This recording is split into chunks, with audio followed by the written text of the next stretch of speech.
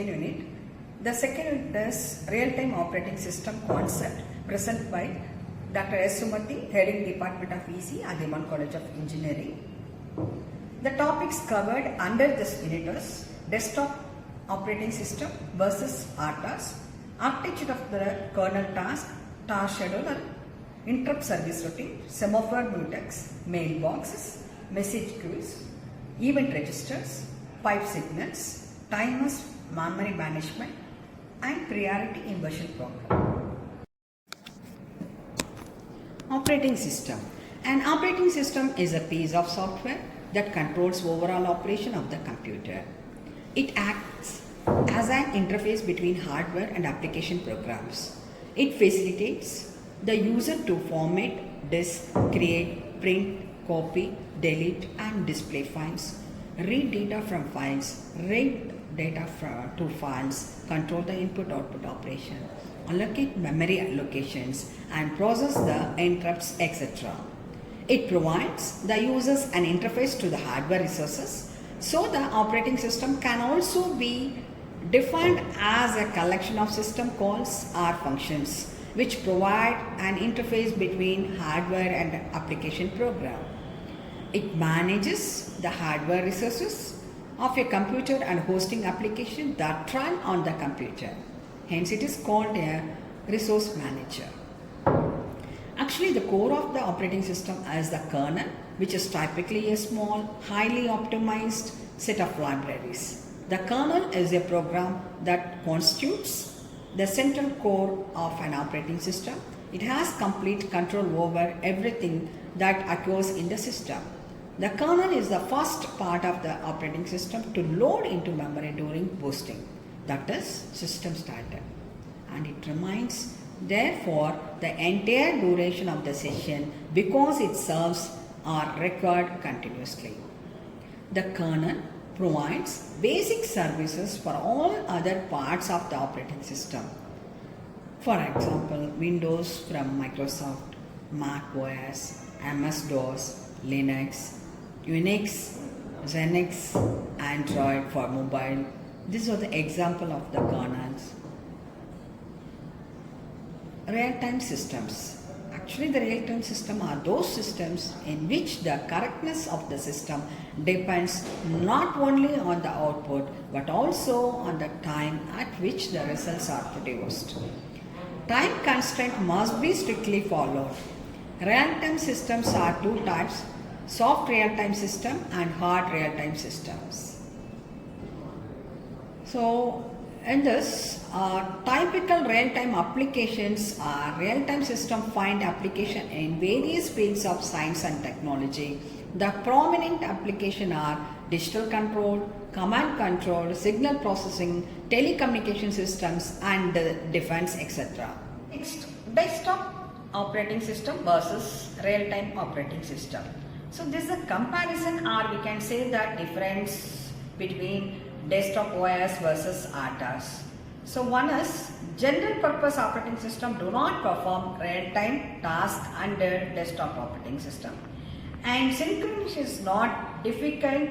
Actually, synchronization is difficult to achieve in the desktop OS, but synchronization is must in RTOS.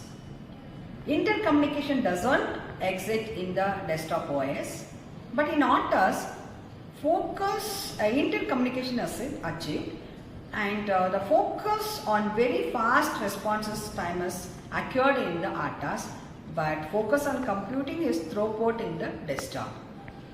In desktop OS uses time sharing designed for multitasking, but in the RTOS uses time sharing design or event driven design. Under the desktop OS, normal coding is allowed, but in this RTOS coding is very strict. Under desktop OS used in wide variety of application, but in RTOS embedded in devices that require real-time responses. So this slide shows that architecture of kernel. The kernel is the central model of an operating system. It is a part of the operating system that loads fast and it remains in main memory. Because it stays in memory, it is important for the kernel to be as small as possible.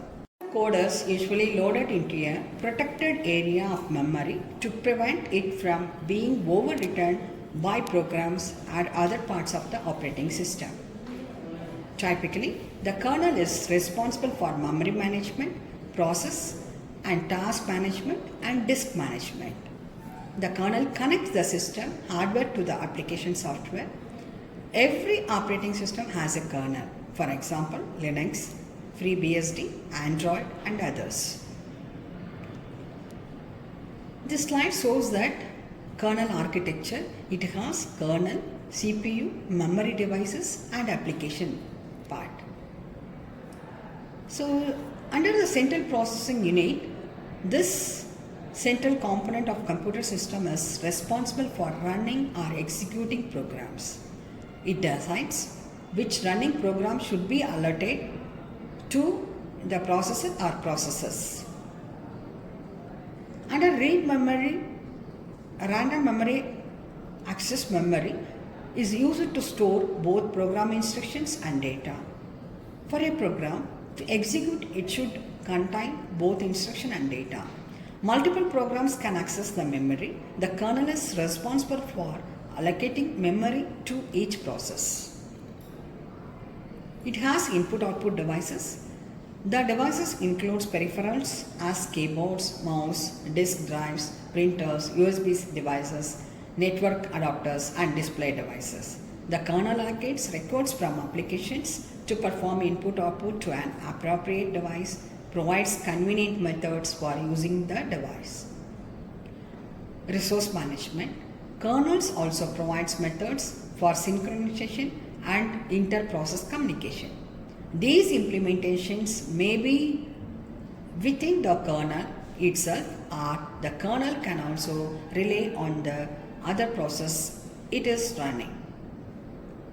So the next one is memory management. How the kernel has managing the memory. It has full access to the system memory. Virtual addressing usually achieved by paging and or segmentation. Virtual addressing allows the kernel to make a given physical address appear to be another address. Under the device management, on the hardware side, interfacing directly using high-level interface, for example, video BIOS, using low-level device driver, simulating work with hardware while doing something entirely different.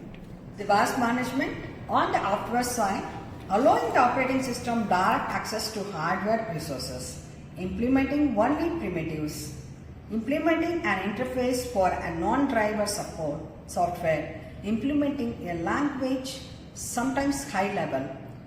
So for example, PostScript.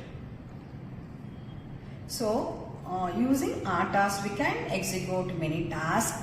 So this is an important topic in embedded real-time operating systems.